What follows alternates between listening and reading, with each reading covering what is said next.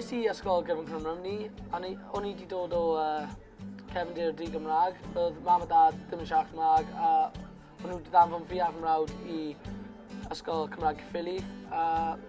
O fan'na ymlaen, oedd fel Cymraeg ddim yn rili apelio at neb ar iardd a stuff fel yna.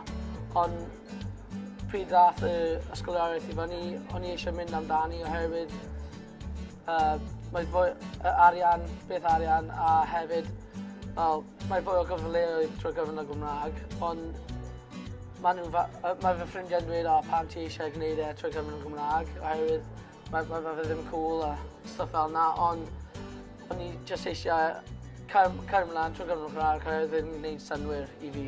O'n I wedi dod I prifysgol yn gwybod llawer o Gymraeg, ond ddim cystal â pobl o gwmpas fi, ond trwy siarad Cymraeg trwy'r dydd yn y brifysgol, oedd hwnna'n well a rhoi fi mwy o hyder, a nawr dwi wedi magu llawer o geiriau gwahanol a ymestyn fy allu drwy siarad Cymraeg. Pidwch becso os ti'n llai o hyder trwy gyfrwng y Cymraeg.